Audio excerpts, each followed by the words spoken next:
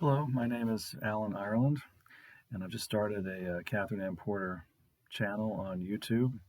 I've been a lifelong reader and admirer of the works of Katherine Anne Porter. I thought she deserved her own channel, and I think she suffered from a lot of misinterpretation from critics all these years. So I hope to give you, I don't know if there'll be new interpretations or my interpretations of her work, and you can tell me if I'm illuminating anything or if I'm completely off base. I'd love to hear from you in the comments.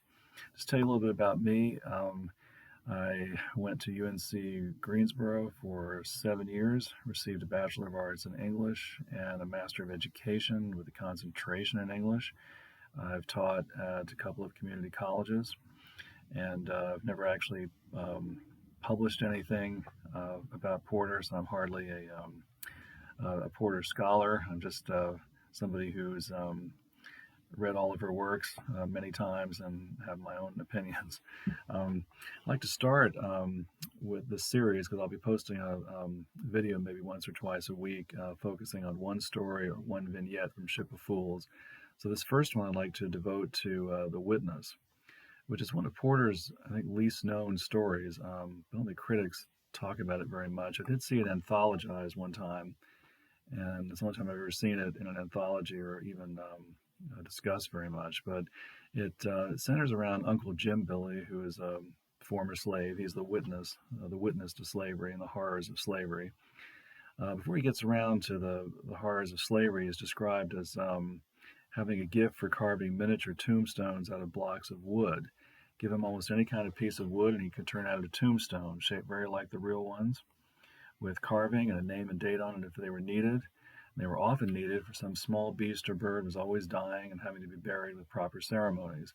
The cart draped as a hearse, a shoebox coffin with a pall over it, a profuse floral outlay, and of course, a tombstone. And then he talks about the horrors of slave times to the white children. Talks about how they were whipped with great big leather straps, corn chucks were spread on their backs and set on fire. And the children, as they're listening to this, of course, feel embarrassed and feel guilty. He goes on to say that they died by thousands and tens upon thousands. And then Maria asks, "Can you carve safe in heaven on that, Uncle Jim Billy?" And he says, "Over a tame jackrabbit, forget it." And then at the end, his anger is focused on how easily he is annoyed, and he's going to dispose of the remains in a revolting manner, as if he does something quite horrible to somebody.